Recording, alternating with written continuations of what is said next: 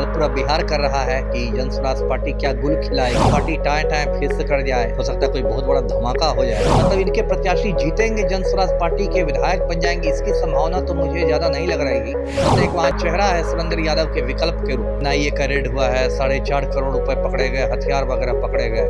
तो मनोरमा देवी की तो स्थिति कमजोर हो गई, उन पर तो खुद मतलब गिरफ्तारी की तलवार एक तरह से लटक रही है। प्रशांत किशोर अक्सर बोलते हैं कि देखिए आप लालू का चेहरा देख के नहीं वोट दीजिए, नीतीश का चेहरा देख के नहीं वोट दीजिए, अपने बच्चों का चेहरा देख के वोट दीजिए, है ना। लालू ने तो अपने परिवार को सेट कर ही दिया, अब क्या बचा है, और नीतीश का क्या बचा है। लेकिन अब जबकि ये सही बात है, लालू ने एक आम यादव के लिए क्या किया है। लालू का भी तो जो राजनीति है सामाजिक न्याय से ज्यादा पारिवारिक न्याय की राजनीति है। प्रशांत किशोर जो इतने बड़े रणनीतिकार बनते हैं, उन्होंने ये पहले पता नहीं किया था कि मतदाता सूची में नाम है या नहीं। बिहार में 4 क्षेत्रों में विधानसभा उपचुनाव होने को है।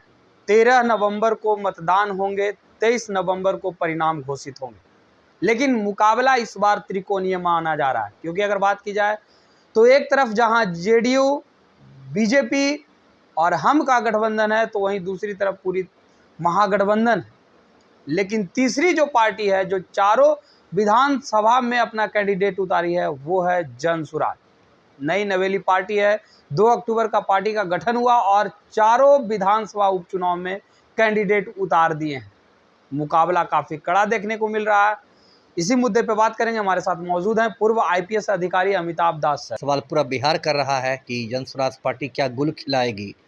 दो बातें हो सकती है, या तो बिल्कुल पार्टी टाएं टाएं फिर से कर जाए, कुछ मतलब नहीं पता चले, या हो सकता है कोई बहुत बड़ा धमाका हो जाए। तो ये देखना तो 23 नवंबर को ही पता चलेगा। देखिए, दर्शकों को पता होगा 4 सीटों पर विधानसभा उपचुनाव हो रहे हैं, बेलागंज, इमामगंज, तरारी और रामगढ़। और चारों सीटों पर इसलिए उपचुनाव हो रहे हैं क्योंकि चारों के जो विधायक थे वो इस बार सांसद बन गए। अब देखिए, जन स्वराज पार्टी का गठन जैसा आपने बताया इसी 2 अक्टूबर को हुआ है, और पार्टी ने चारों सीटों पर अपने उम्मीदवार खड़े किए हैं। उसमें थोड़ी किरकिरी भी पार्टी को की हुई है, थोड़ी फजीहत भी हुई है, क्योंकि तरारी और बेलागंज दोनों में पार्टी को अपने प्रत्याशी बदलने पड़े। तरारी में जन स्वराज पार्टी ने पहले एक रिटायर्ड लेफ्टिनेंट जनरल को खड़ा किया था, एसके सिंह को, जो भारतीय सेना में बहुत ऊंचे ओहदे पर थे और मतलब स्थानीय भी हैं, तरारी के ही रहने वाले हैं। लेकिन अंत में पता चला कि उनका नाम ही नहीं है मतदाता सूची में, वोटर्स लिस्ट में नाम नहीं है, तो उनको हटना पड़ा और फिर अब एक श्रीमती किरण सिंह को खड़ा किया गया है, जो एक समाज सेवी हैं, शिक्षा के क्षेत्र में काम करती हैं। इसी तरह बेलागंज में भी प्रत्याशी बदलना पड़ा जन स्वराज पार्टी को। वहाँ पहले मोहम्मद खिलाफत हुसैन को खड़ा किया गया, जो मिर्ज़ा गालिब कॉलेज गया में प्रोफेसर हुआ करते थे गणित के, लेकिन बाद में उनका काफ़ी विरोध हुआ और उसके बाद उनका टिकट काट के मोहम्मद अमजद को दे दिया गया। तो इसकी वजह से थोड़ी पार्टी की ये हो गई, मतलब किरकिरी हुई कि आपने ठीक से होमवर्क नहीं किया था। प्रशांत किशोर जो इतने बड़े रणनीतिकार बनते हैं, उन्होंने ये पहले पता नहीं किया था कि मतदाता सूची में नाम है या नहीं।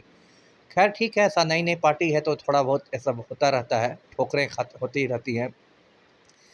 तो अभी देखना है, तरारी और बेलागंज में थोड़ा ज़्यादा इनके मजबूत प्रत्याशी लग रहे हैं इमामगंज और रामगढ़ की तुलना में। तो देखना है मतलब इनके प्रत्याशी जीतेंगे, जन स्वराज पार्टी के विधायक बन जाएंगे, इसकी संभावना तो मुझे ज़्यादा नहीं लग रही। लेकिन यदि दूसरे नंबर पर भी आ जाए और अच्छे खासे वोटों के साथ, तो एक बिहार की राजनीति में मतलब धमक बन जाएगी। बेलागंज से जो अमजद खान उतरे हैं सर, पहले जेडीयू के भी कैंडिडेट रहे हैं। 2010 में 4000 वोटों से वो चुनाव हारे, 2005 में भी वो चुनाव लड़े, लेकिन इस बार वो जन सुराज से हैं सर। क्या लगता है कि उसका प्रभाव दिखेगा बेलागंज में अमजद खान के साथ, जो जेडीयू के साथ रहे हैं, लोगों से अच्छा संपर्क है उनका, इसका प्रभाव भी दिखेगा? नहीं, दिखेगा। स्थानीय उम्मीदवार हैं, मुखिया भी रह चुके हैं और सुरेंद्र यादव से कई बार से टकराते रहे। मतलब एक वहाँ चेहरा है सुरेंद्र यादव के विकल्प के रूप में। और वहाँ तो एक तो कैंडिडेट सुरेंद्र यादव के बेटे हैं विश्वनाथ यादव, एक मोहम्मद अमजद हैं, और एक जदयू की प्रत्याशी हैं श्रीमती मनोरमा देवी। तो उनका तो आप देख सकते हैं बहुत दागी वाली छवि है। उनके जो पति थे बिंदी यादव, वो भी खूंखार क्रिमिनल थे। खुद मनोरमा देवी के यहाँ पिछले महीने एनआईए का रेड हुआ है, 4.5 करोड़ रुपए पकड़े गए, हथियार वगैरह पकड़े गए।